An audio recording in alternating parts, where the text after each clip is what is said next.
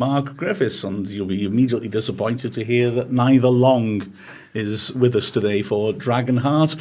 It's just me and Neil Williams, but we promise we're going to give you a bit of a treat. But firstly, how are you doing, Neil? I'm doing all right, Mark. Seems strange to be over in Wrexham so early on a match night. Well, coming up to a match night, but yes.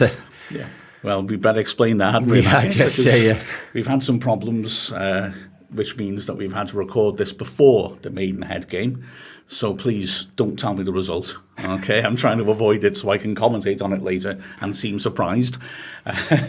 But we do have the Altrincham game to have a chat about. And also, we will talk about the first part of the tragedy that's gone through Wrexham. Yeah, the tragedy that's happened with the club, the problems the club has had. So this time, after chatting about the Altrincham game, we'll have a little chat about what happened in the Guttman-Hamilton years. So, stay tuned. This is Dragonheart. I'm Aaron Hayden, and this is Dragonheart. Well, I'm feeling happy already, Neil. Firstly, because the one time I've actually driven the desk here in Calon FM studios, I double-clicked something that should be clicked, leading to lots of awkward silences and confusion. So I managed to differentiate between one click and two. Secondly, because look what Aaron, our legendary studio manager, legendary bloke, has done. If you're watching on video, if you're listening to a podcast or Calon, this visual thing might not work quite that well. Although carving pumpkins went down quite well last week in one of the radio staples. He has prepared for us a beautiful picture on an easel of Ryan Reynolds hugging Rob McElhenney. Now, may not be their bodies. In fact, Rob McElhenney, below his lustrous black hair, has got a lot of blonde hair there, but nonetheless, it's a beautiful tribute to our owners. And I'm sure you'll be hearing from their lawyers in due course. Or copyrights even, for the image, Absolutely. That could be the new Wrexham image, going up, on that next balloon going above the racecourse. Do you think? Now there's a thought. I don't know if I want to see that on a blimp. Surely I'm the next one on a blimp. I'm in the queue. It's not fair. Anyway, should we move on to more mundane things like Wrexham walloping Altrincham on Saturday? Yeah, it was a comfortable win, wasn't it? I would say it was one of our best performances of the season for a whole 90 minutes. I mean, everybody's moaning that, we only play either the first half or second half, but I think on Saturday we played so much better as a team. But there's still fans complaining that, we went at it for 90 minutes. I think, well, come on, guys. You've got to take your foot off the gas for a breather. Every goal was a fantastic goal. I would say it's one of the best 4 goals we've scored in a single game. Yeah. It brought back memories of, remember that crazy Gateshead game when Rose dribbled through the whole Gateshead team? And we scored 4 in that game, and he scored another beauty, which is completely forgotten about because of that astonishing first one. But like you say, a game like that where you score a lot of goals, and they're really good ones as well, the quality of them. Let's go through them first. Mullins overhead kick. Wow. That was, quality. You don't see, you see that in the Premiership. That the way he just saw the ball coming over the right height and thought, right, I'm going to do an overhead kick with this. And to know his awareness of where the goal was as well. Didn't catch the defender behind him, which is great because I think the referee might have given a free kick. Yeah. But a great goal, which any Premiership team would have been happy to have on their team. And well, you say that, but if you think about the great overhead goals in the history of the Premier League, like Rooney's overhead goal in the Manchester derby, he shinned that. He got lucky. He shinned it. Mullen made the proper contact with it, he did. And was also alert enough to realise that he didn't have to overhit it, which meant he probably would have missed. He just had to make good contact and let the pace of the ball do the work. Totally in control and knew exactly what he was doing. None of us expected it. We thought he might take it down and try and turn in, but sublime. I enjoy his audacity. I enjoy his vision, his thought process of, I'll have a go at this. I'm just thinking of 2 other examples this season which didn't come off but were lovely. There was a game, I can't remember who it was now, and we got a corner because he chased the ball to the corner flag and managed to knock it off a defender. Nobody else had kept up with him. And so I think it was when he won 6-0, I think, the Torquay game, I think.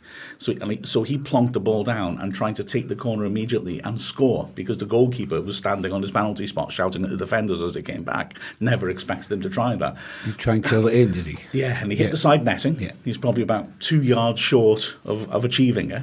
And then the other one was in the Altrincham game, where the ball was hit towards him in the second half, and it was a difficult one for him to control. He turned his back on it to try and create space, let it hit his back, and tried to bounce it off his back the other side of the defender and run around the other way. It didn't work. Yeah. But his footballing brain is fantastic. You know, he's always thinking of how am I going to skin this guy, and he's got pace as well, which is really what I really like. You know, and that goal at Weymouth last season, I remember Barry Horn was commentating for a national broadcaster. So of course, you know, we don't want to mention him here on Calon. We don't sully ourselves with such matters, but he was commentating, and I saw a lot of people mocking Barry Horn because they said he compared Mullin to Pele.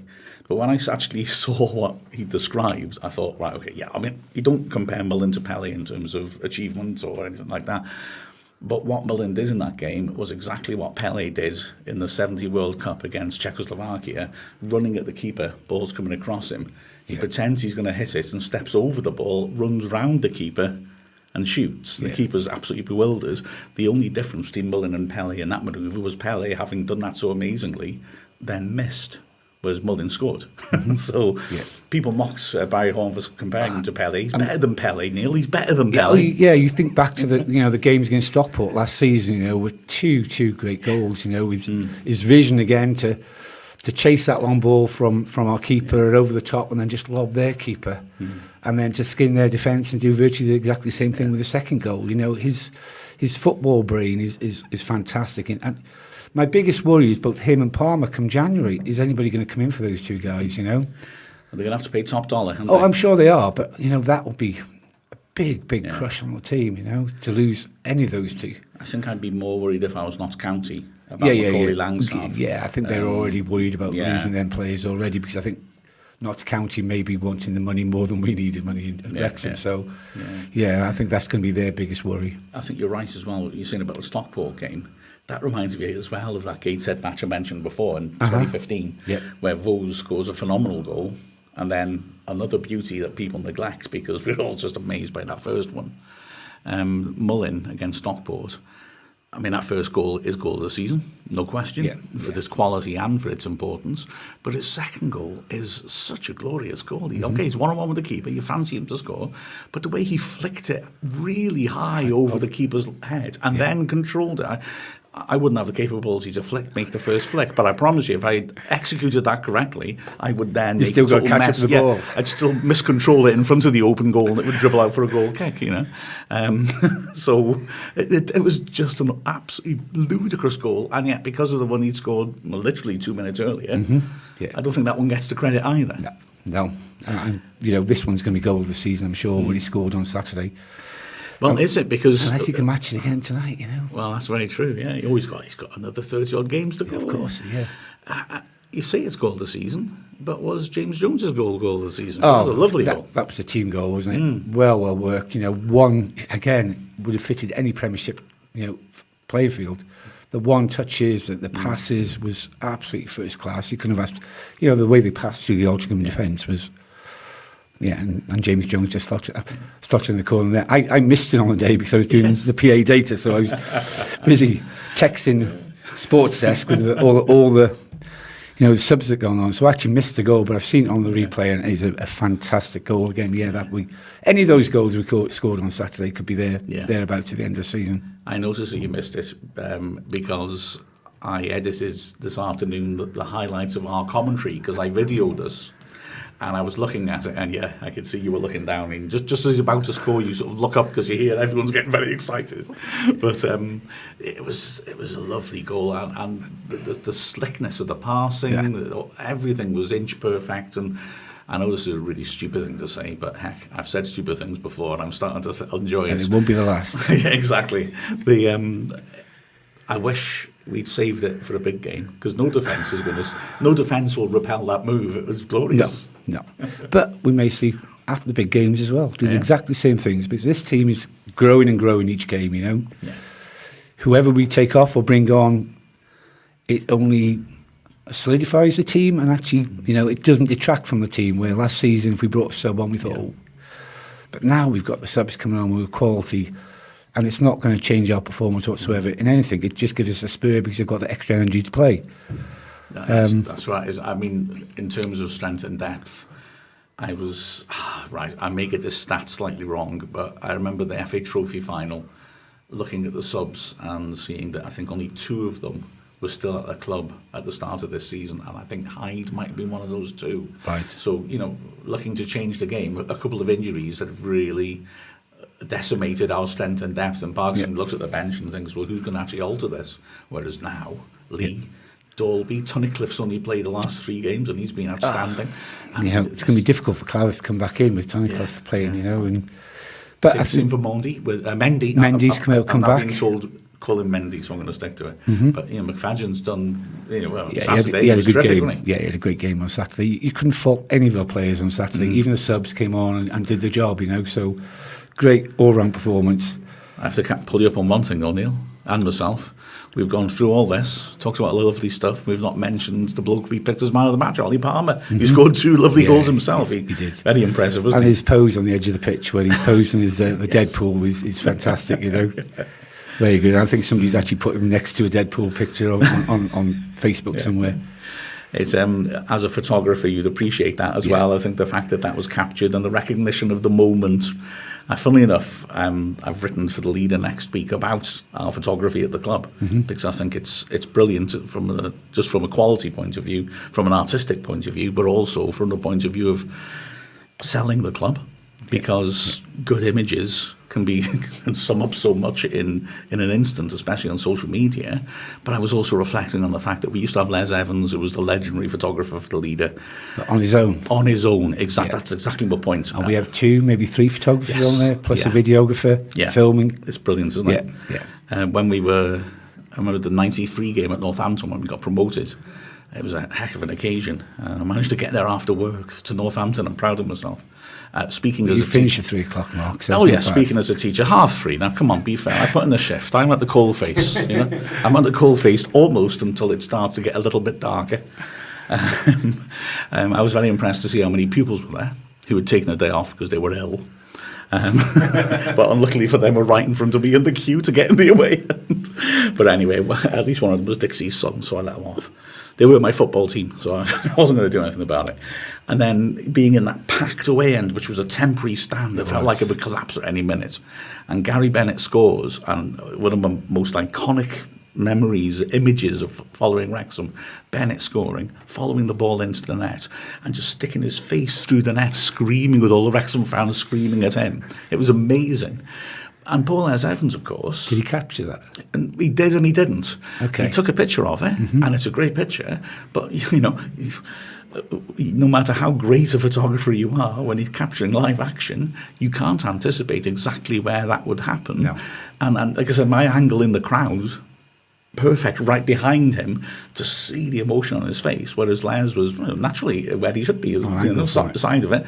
The angle sort of shows it, but it's nowhere near as potent as it was because you can only take a picture from where he is. You can't read into the future. Whereas now with a team, you wouldn't catch anybody standing right behind the net, though, would you? Well, exactly. I mean, why would you be there? Exactly. Yeah. You get one good photo a season. You just get a couple of good pictures of penalties, wouldn't you? Yeah. That'd be it. So he's in the right position. But as it happens, Gary Bennett then did that. So, it's great to have a team of photographers to capture moments like Ollie Palmer's Deadpool tribute. But no mobile phones them days either, or the whole that's true. crowd would have done the same thing, see? Yeah, that's true. I mean, I tried to do a painting of it, but I'm not that quick, and I wasn't then. Quickly got the easel out, bit of oil paint, didn't look like anything really. I'm sure. I sold her as a Rothko, don't you worry about that. So impressive against Altrincham. Yeah, and a sellout crowd. You couldn't have got a ticket for the game. Yeah. Biggest crowd of the season, and I'm sure it'll be exactly the same against Maidenhead. I'm sure there'll be a lot less away support at Maidenhead, so it might not be quite 10,000. Stop predicting the future when everyone listening to this knows it already. Yeah. Everyone's listening to this now thinking, only 3,000 there. What went wrong? And the Maidenhead horde's coming up from Hertfordshire. I want to say Hertfordshire. Yeah. It's It was a brilliant all-round performance. It was. And like you said, sustained. Despite the fact that some people said we were off for a bit, I don't think we were. Other games we have been. Yeah, I don't think we were off, but you have to take a break. You have to take a breather. You know, if you just pass it on the back four, you know, or five, even for 5 minutes, just so to give you, your strikers a rest and your defenders. You know, we let them have the ball, and they didn't trouble us, so we were quite comfortable. We had a little breather, letting them have the ball, passing around in front of us. Yeah. So that was no problem. I thought it was telling that after the match, Andy Morrell and Wayne Phillips both said up in the commentary area that they thought it was the best performance of the season. Yeah, I'd agree with them. Because it was consistent, wasn't it? For the whole 90 minutes. Yeah. Like I've bought time trying to remember my other stat, and I've got it now. I've remembered it now. So how can you talk and think at the same time, eh? You're a teacher. I'm a bluffer, I'll give you that much, Neil. I've got a USB port in the back of my head so that I can use in emergencies. Unfortunately, it won't actually power me, otherwise I'd be laughing. The last 12 league games that we've played, 4 of them have had crowds in excess of 10,000. And let's be honest, they all would have been if we were able to get the right number of away ends. Yeah. So that's impressive. But especially when you consider that before these last 12 league games, we've had 2 10,000 plus league attendances since 1980. Yeah. We had 2 in 42 years, and now 4 in 12 matches. That's a transformation, isn't it? That's amazing. And it makes you wonder, where are all these fans 2 years ago? Don't question it. When we needed them. Yeah, exactly. It's great to see the racecourse full, isn't it, Mark? You know, and the atmosphere, it makes a huge difference to the atmosphere, and the players keep saying, you know, it makes a huge difference to them as well to come out on that pitch and see a full stadium, and that bar in the cup, which is empty. And that familiarity as well. I know it sounds daft. I know, home advantage is a thing, but these Wrexham players, more than any Wrexham team I think I've ever seen, you can see they feel home. Exactly. Yeah. It's at home. The fan, they know the fans, they know the feelings, the sensations. Yeah.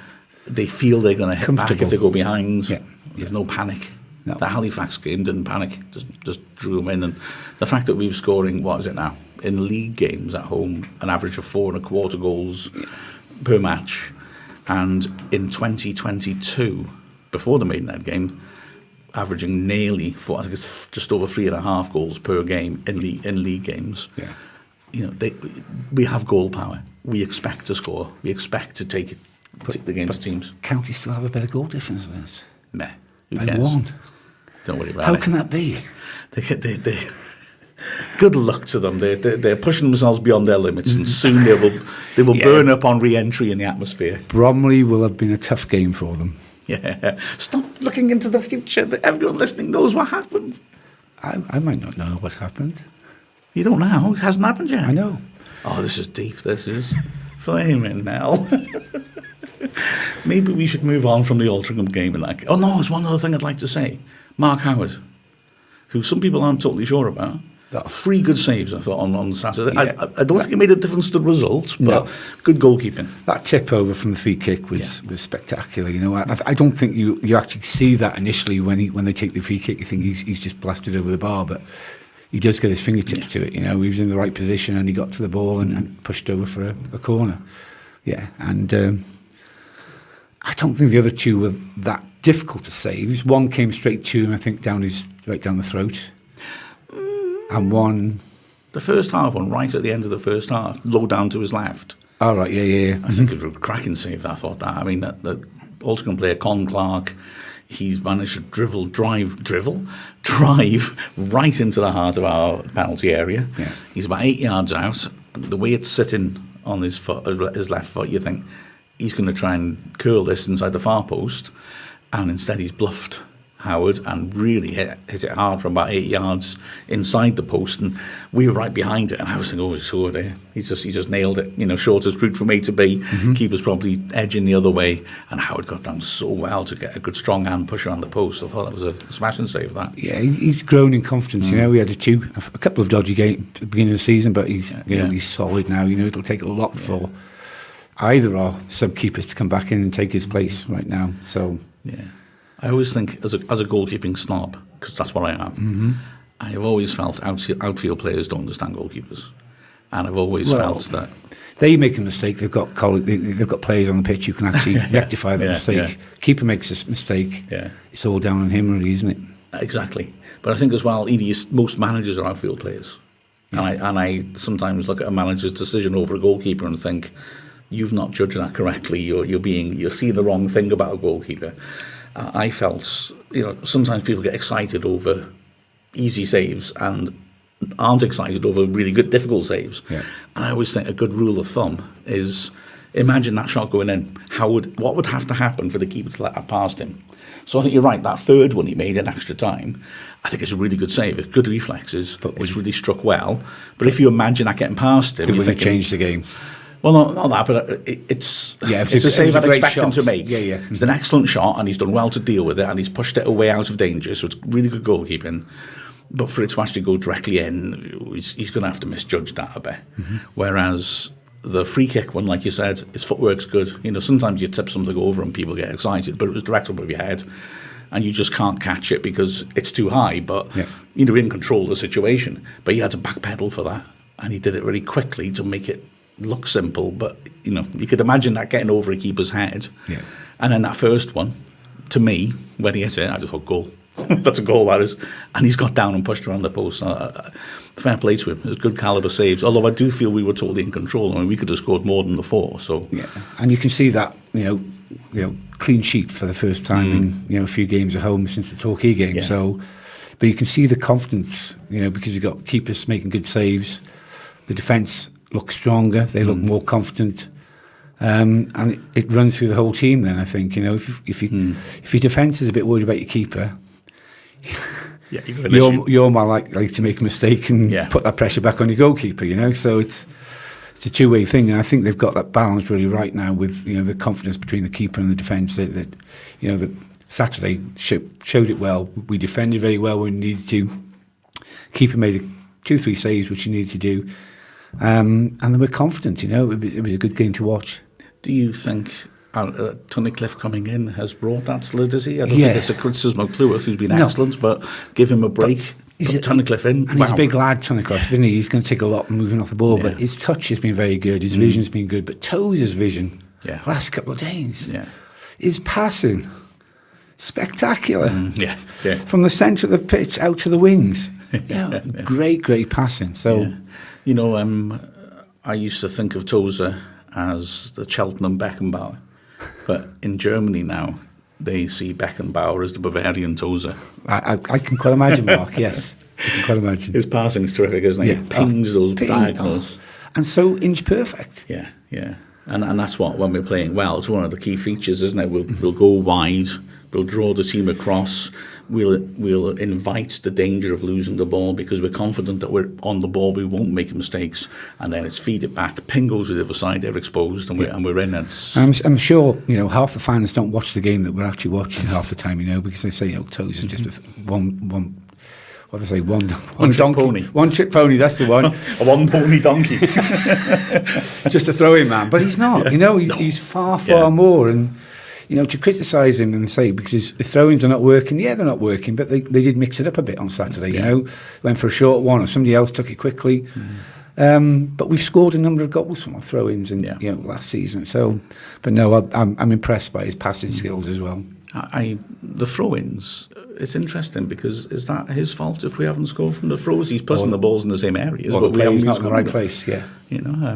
Maybe people are getting a bit wiser. Out, as we saw at Halifax trying to block off Hayden. Although I don't want to make too much of a case for teams working out Hayden as he scored 8 goals already, and it's only just the start of November. But I don't know if that's his fault. And the stat that said that only 2 of our out players have not scored this season. Gosh. That's remarkable, isn't it? And to be fair to McFadden, who's one of them, he's gone close so many times since he's come to the club. Hit the bar. Yeah, he's a very dangerous looking player. He is, yeah. And it was nice to see O'Connor come on Saturday as well. Yes, exactly. And I think they all need game time to get up to speed with how we play. Exactly. Thinking back to Tozer as well, the thing is that you don't just score goals from the throw directly. In fact, we didn't score all that many directly from his throws being headed straight in last season. We did a couple. No, but it's the confusion it creates. yeah, and it's also the second balls it creates. I mean, one of the things, ironically, I think, had you gone? No, he hadn't. Tozer's brother came up to say hello to us after. He did, the, on after Saturday. That's correct. And he doesn't look like him at all. Not at all. He's a lot smaller than him. But he was claiming his coach as a thrower, wasn't he? Yes, he was. Yeah. I'm assuming his tongue was firmly in cheek then, but who knows? Maybe that was his gift to us. But certainly when those long throws, we were saying to him that one of the ways we got quite a few goals last season was the long throw doesn't work, but the opposition are still stuck in the penalty area, and when the ball comes back out, we know Tozer is there. Yeah, he's a good crosser of the ball with either foot, and we know we can hit him early. You don't have to look and think, where is he? We know where he is. Bang a quick ball over to him without thinking, and he can either create an overload or stick across. And then we've often scored from those secondary set pieces, if you will. Was that what happened at Oldham when Tozer scored? I can't remember. There was a corner, I think. Was it a corner? Was it? Okay. Yeah, I'm pretty sure it was a corner, Right. or a free kick, but I think it was a corner. But again, when I'm making notes for the highlights, a lot of the incidents that I've noted down as worthy of putting into the highlights have started with a Tozer throw. Now, maybe they haven't gone in, but that's not Tozer's fault. No. He's put the ball in there. Something's happened as a result of him putting it in there, and we've had a chance on goal. So, I wouldn't be too worried about any reduction in efficacy of his set pieces, like you said. It's just fans have something to moan about all the time, even if they're scoring 4 goals, You've got to, haven't you? No. No, I actually agree with you. Nonetheless. You can't change other people, Neil. No, you can't. You can't. Although, darn it, I'll try. I'm gonna try and I'll try and convert some Wrexham player into a different type of player, and then I'll be sure I can. I don't know what the hell I'm talking about anymore. No, I don't. And I thought you were going to take credit for it then as well, but yeah, exactly. You've got to do it. You can change other people. I am that man. I will help you to give up snorkeling or whatever it is you want to give up. Anyway, that was a succinct end to this segment, wasn't it? I thought it was very smooth. I thought, I'm proud of myself. Come back, Che. Where are you? Oh, Che, of course, yeah. Che, of course, has taken up the offer to go on I'm a Celebrity, and so we're going to sack him. I thought that was you, Mark. No, Che beat me to it, unfortunately. They went for him first. That surprised me, Mark, with all your... It's another reason why I'm sacking him, to be honest with you. Your international notoriety. I thought you'd been first out there. True. I can see you jumping from that helicopter already. No parachute. That's just wishful thinking on your part. I'm just... the fans have missed him, Mark. I'm upset now, but when I'm watching him eating kangaroo anus on ITV2, I'll suddenly get over it. Do you know what I mean? Yeah. Well, anyway, let's take a breather, and then after this, we'll talk about the first part of the major problems Wrexham faced this century. I'm Luke Young, and this is Dragonheart.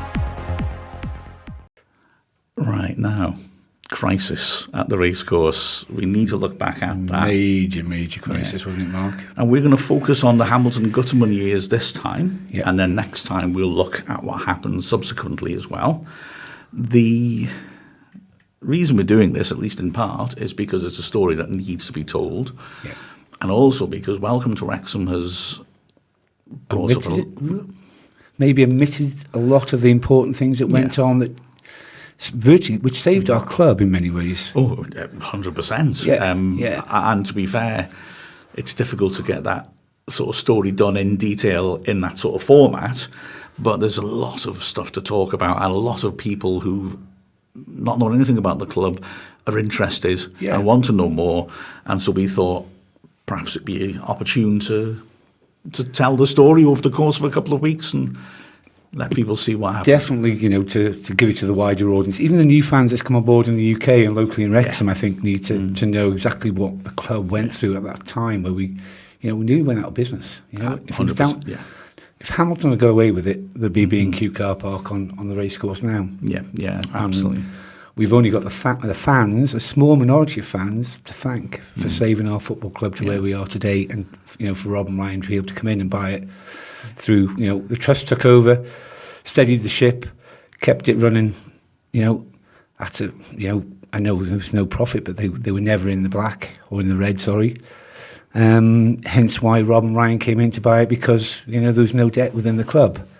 And that was, the trust did a fantastic job in the time that they run the club, and, there was nobody else to come forward to buy the club at the time. Perfect. Well, that's the end of this segment. And now please enjoy 25 minutes of dead air. No, but we can go now into detail of, how it Yes. how it all started, that Gusterman came in as a front, didn't he? And Slow down. okay, Slow down. I'll let you take it, Mark. Go on. We've got 25 minutes to fill, Neil. I know, but there's a lot to tell in that 25 minutes. Only the Hamilton got the ones this time, though, so No, we've no, got no, half the story this Yeah, time. yeah, okay. I mean, worth setting a bit of context, I think, isn't it? Yeah. The club has the glory days in the 70s. We did spend a lot, though, as well, at that time. Yeah. We built the Yale stand, or the Wrexham Lager stand, as it now is. And we had a great chairman at that time in Price Griffiths. Yeah. We built the stand behind the goal as well, which is now the end Macron where stand, or the university university stand, end. tech end, whatever you want to call it. Yeah. So that's 2 new stands that were built. Mm-hmm. And ultimately, I think it sort of cost us, because we ended up selling high-quality players like Mickey Thomas, Bobby Shinton, partly because we had to fund the outlay. Because Balance the books. Yeah, unfortunately for us, our glory days coincided with a time of recession in Britain. And the 80s, we collapsed down the leagues to what's now League Two. And we had a series of financial issues, and the 10 years of the 80s are the lowest average crowd in the club's history. I can remember coming to Wrexham and watching Halifax, and it was like 1,300 there on a cold Tuesday night in February, Well, I very similar recollection. I remember very clearly us playing Hartlepool on a cold Tuesday night, and it was the first time I'd ever been in a crowd lower than 1,000. Wow. And I just remember thinking, "Oh, that's what this feels like." Then that's amazing. Yeah, considering when we started watching this club in the in the mid 70s, when there was Speak for yourself. 20 plus thousand fans in the ground, packed into the ground. Yeah. To go down to that within 10, 15 years was quite dramatic. Yeah. Well, less than that maybe, because I remember Jim Steele scored the winning goal in that game. So that's early-ish to mid-80s, and late 70s we were still getting 5-figure crowds regularly for league matches. So yeah, it's quite shocking that. And although this is not something we're going into detail here, I mean, it should be pointed out that the old Supporters Association, which still exists, but has a different role now, saved the club in the mid-80s because they launched the SOS campaign just to save our soccer, it was called. And I remember they used to have a caravan in the club car park. And it was just basically putting on events and holding collections just to give the club money. There was nothing nefarious going on then. There just was no money. Was it the time that they actually came up with that phone number as well? Was that then, or was that a bit later, where you dialed in a number and it was like a premium rate number, and it gave £1 every time that you donated? That was a bit later, I think, wasn't it? I think. I could be wrong. Because I remember hosting a Christmas party at work down in Cornwall. And I got everybody in the room to phone this number to win a prize. And the prize was like some Wrexham orientated, but they didn't know that. So I got about 50 people. I said, "Tell me the first 2 words when they pick up the phone." That's fantastic. Yeah. Had to be done. So did you provide the prize? I did. And what was the prize? I can't remember, Mark. It's so many years ago. It was that good. It's a non-Wrexham fan. Well, none of them were Wrexham fans. So what is it, 400 miles away? Must have been thrilled to over receive... the moon. No. I took quite a few of them up to Cardiff. Oh, fair play. Yeah. For any reason, or just for the fun of They were seeing football Cardiff? fans. They're football fans, and they enjoyed the game. Which game? For the LDV? Vans fan. Right. Yeah, we took them. I was wondering if you just took them then, just to No. see Charlotte Church in action on I Saturday didn't night. tie them all up and throw them in the back of the car saying, "You come to Wrexham, come to Cardiff to watch Wrexham." No. They came on their own accord. Fair play. And we had balloons as well hanging out the car, but they disappeared after 5 miles because it was too windy and it was so fast. I wonder where they are now. Exactly, yeah. You mentioned Price Griffiths earlier. He took over the club, and I mean, firstly, because he is a controversial figure in Wrexham, I guess, although I'm very sympathetic to him. But there's no question, when he used to call him Mr. Wrexham, there's no question that he was a committed Wrexham supporter, isn't there? Yeah, definitely so, committed Wrexham supporter, and what was that? Well, we're recording this the day after Halloween, so maybe that was something... I think there may be dragging tables around next door, I'm not sure.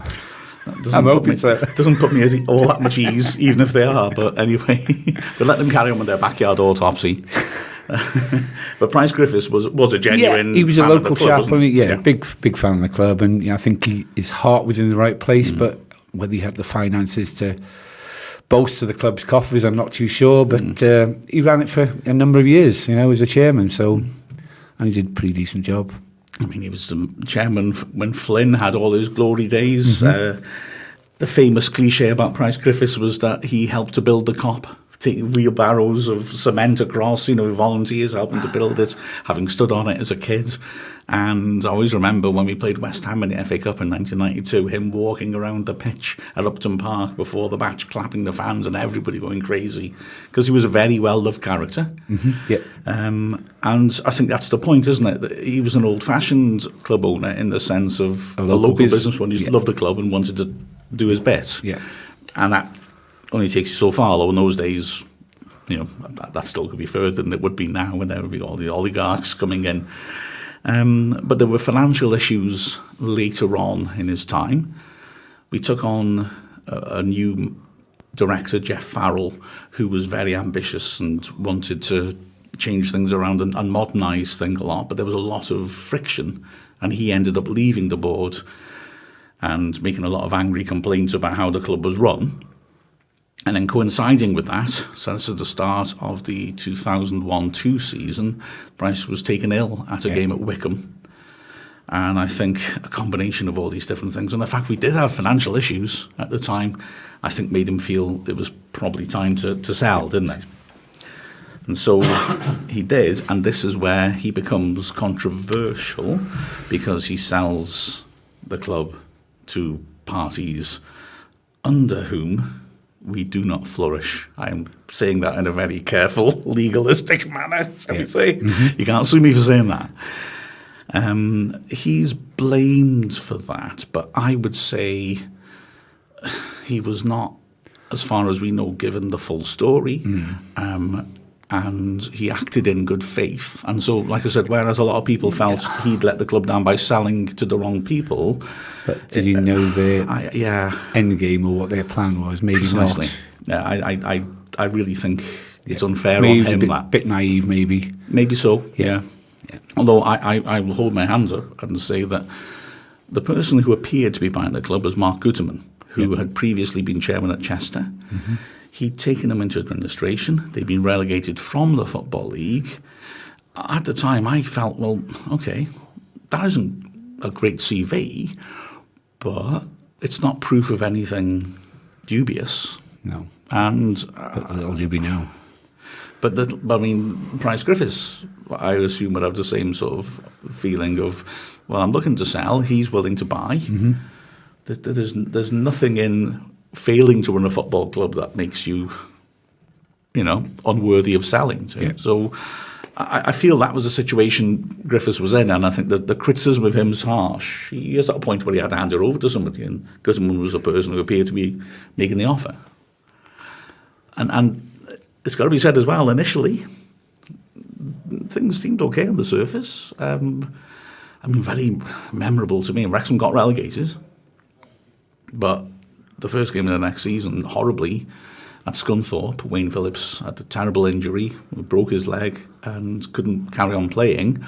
Gutterman said, I'm still going to honour his contract for the rest of the season, and that felt honourable. Wrexham get promoted that season. He seems to, I remember interviewing him, and I tell you what, I was suckered in by it all. I was delighted we'd got promoted straight away. He seemed thrilled, and things seemed all right. But then 2004, it turns out that actually Alex Hamilton had bought the club in 2002. Not Mr. Gutterman. Not Mr. Gutterman, who was a business associate. Now, I've got to say this first. In 2010, when Alex Hamilton finally was taken to court over what happened at Wrexham, the judge found him guilty on some counts, which we'll get to, but he said there were no findings of him being a shadow director or of him being dishonest, which obviously doesn't mean that either of those things weren't true, and because most Wrexham fans would feel they were, but in law, it was not proven. So I have to say that first. I think it's only fair that I say that as well. Of course. But his reputation wasn't great, was it? He'd been disbarred by the Law Society, although he won.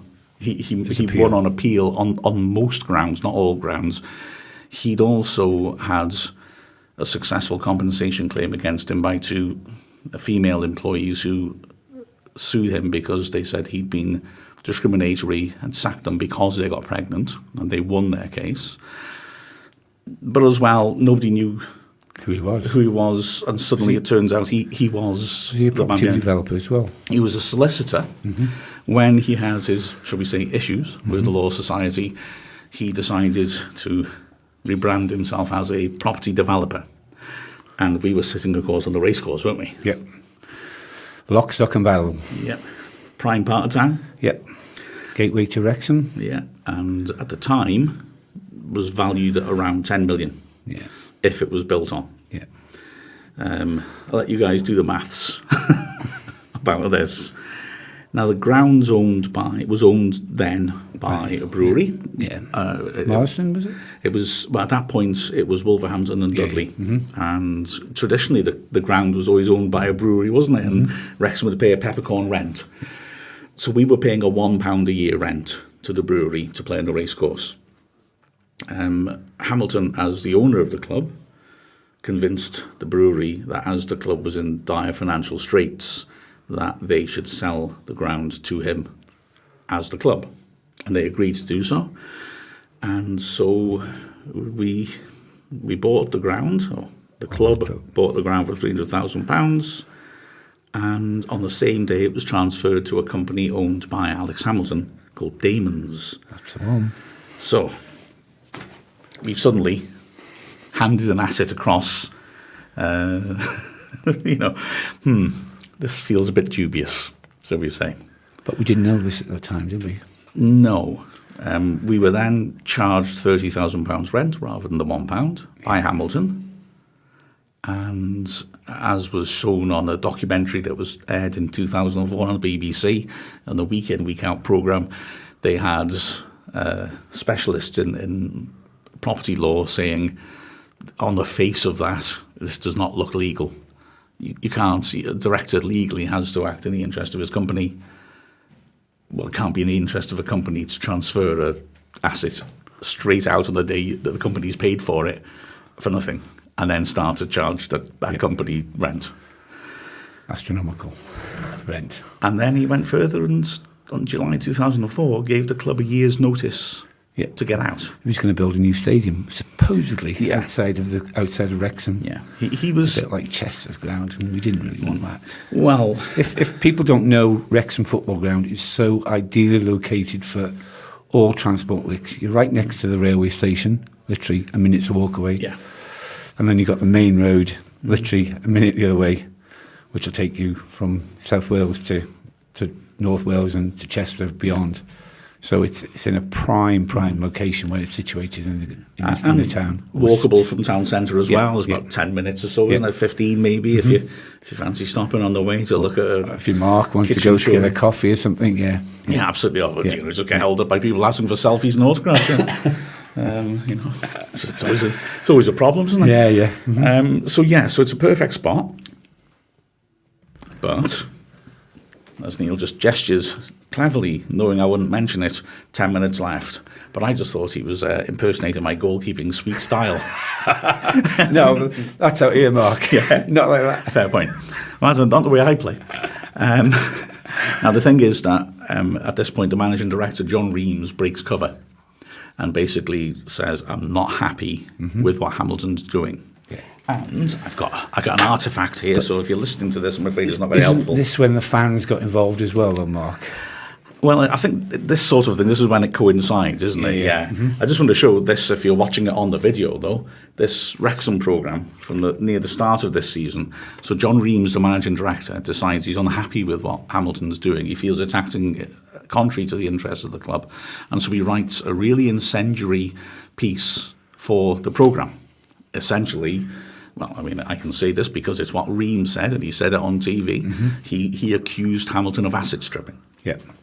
And if you open up the programme, you can probably just about make up, if you're watching it on TV, just about make out the section where it's been ripped out, because every programme, when Hamilton realised what had happened, was collected in and torn out of it. Yeah. So the local papers, of course, got a hold of it, because Reams, it's not as if it's not as if he hasn't got his own copy of it. So it did get public.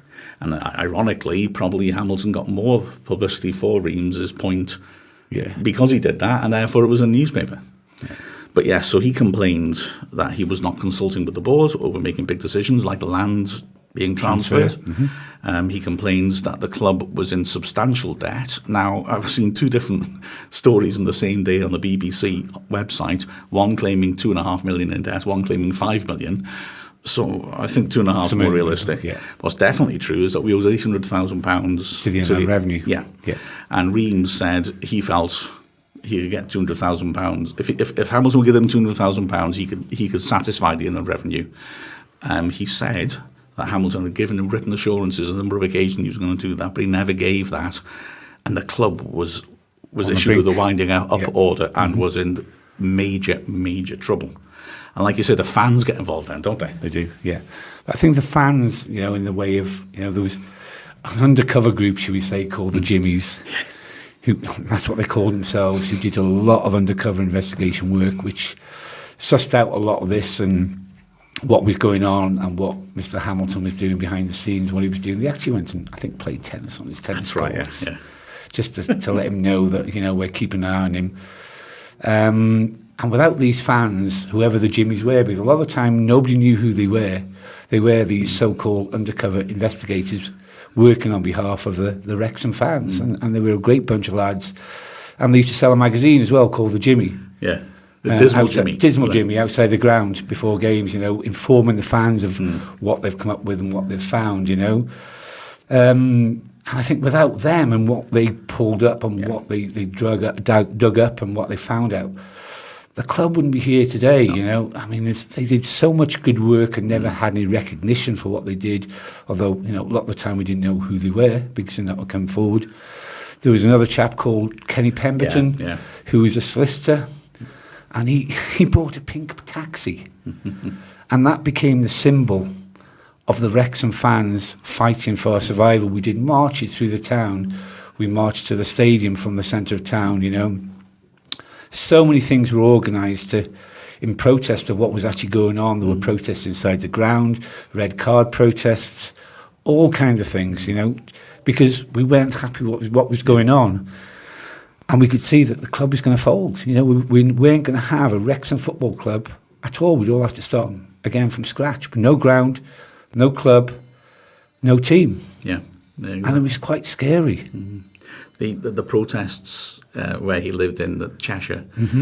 There is footage of it. About 80 fans went along, and it's quite a joyous protest. It should be said. There's nothing illegal nothing going sinister on. or anything about it. No. Yeah, but it was. They just want to let them know we know where you live, basically.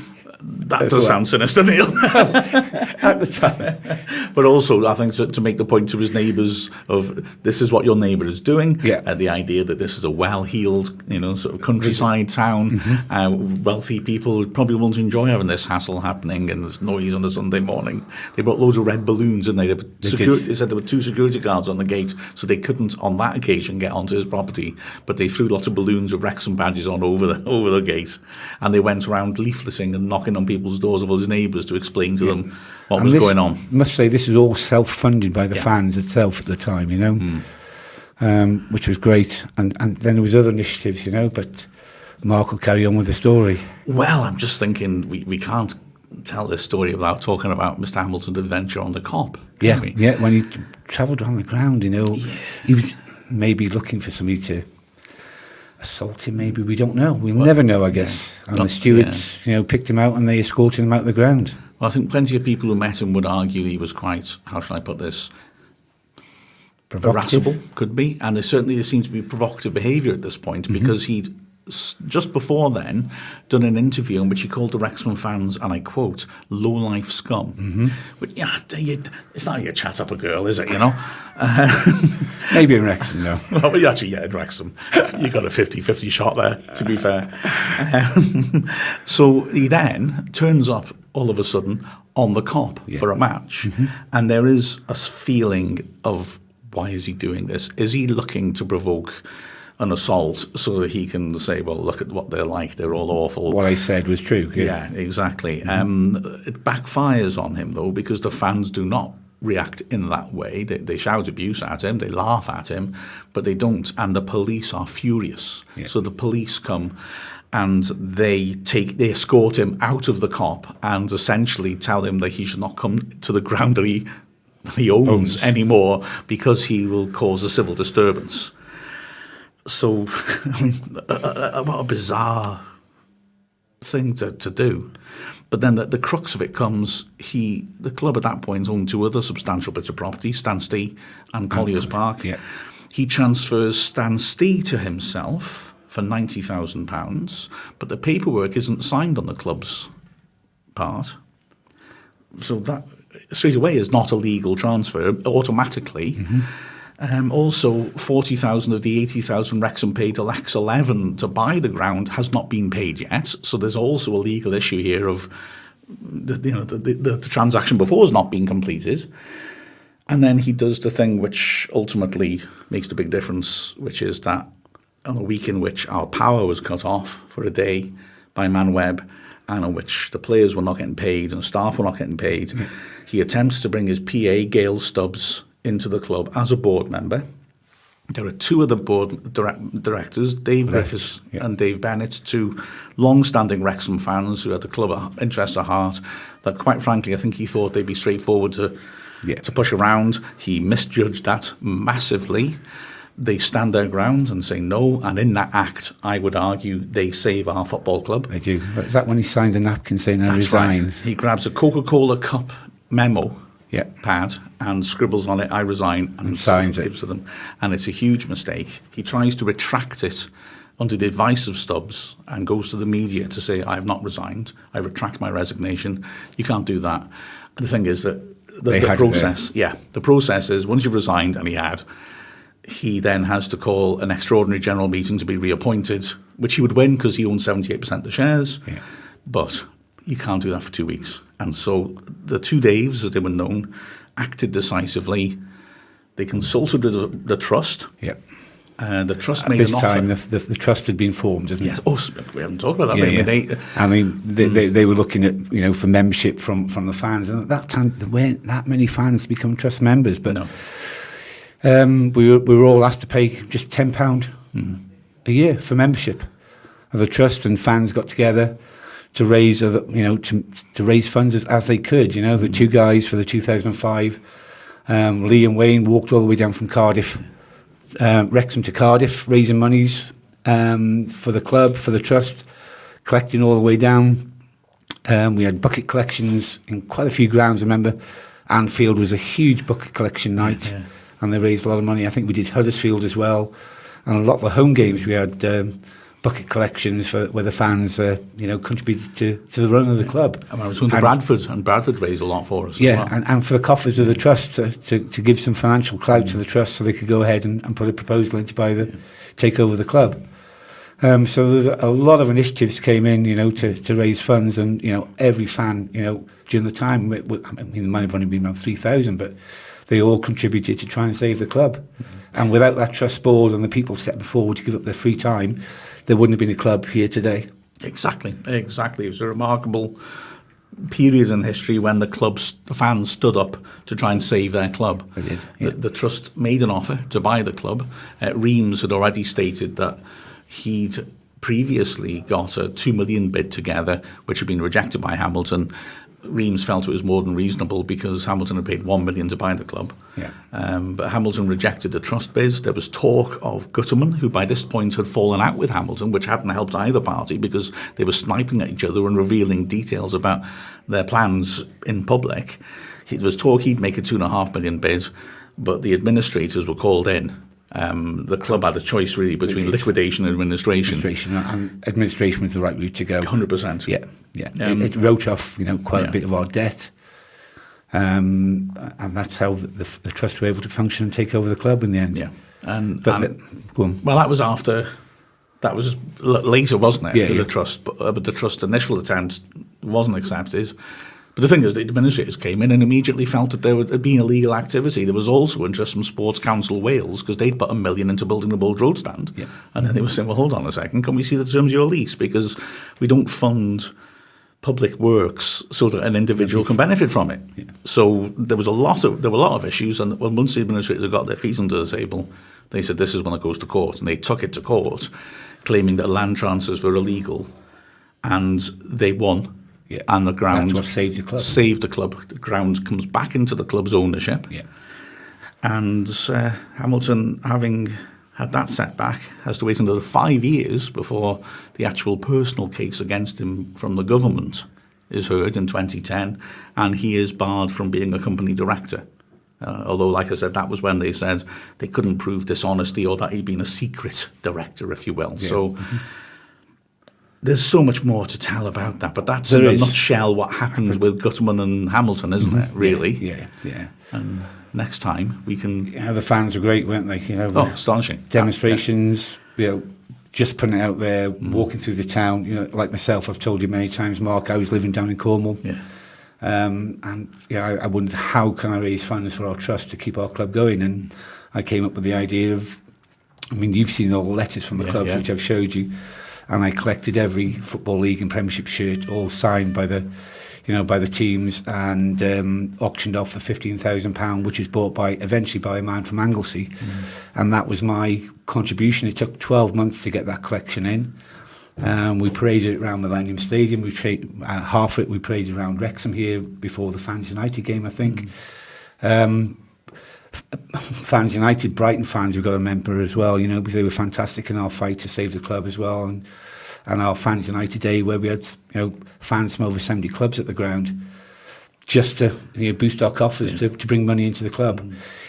And that's why we love this club, it's in our heart, and we've been through a struggle, and it's nice to see that we're secure. Yeah, After exactly. all the tough times we've been through, it's lovely to see that we're secure, and we've got great owners in charge, and all that fighting and travelling and, not fighting, but fighting to save the club, and what we actually went through was all worth it, because where we are today. Exactly right. And the scary thing, of course, is that was half the story. Yeah, it because is. sadly, we go through the same thing almost immediately again. So that's that for Dragonheart this week. Yeah. But we will go on to tell the rest of the story next week, and there's plenty more to tell, and also plenty more to focus on you, Neil, because you, in what you just described then, you are one of those heroes who saved our club, and we should always be grateful to you. So we'll be embarrassing you next time by showering you with praise. But for that, we better go to the match that was played last night now, hadn't we? Yeah, so we have to be there by 5 o'clock. I hope we did well. Anyways, thank you everyone for listening. This was Dragonhearts. This is the Final Whistle podcast from the Wrexham AFC media team.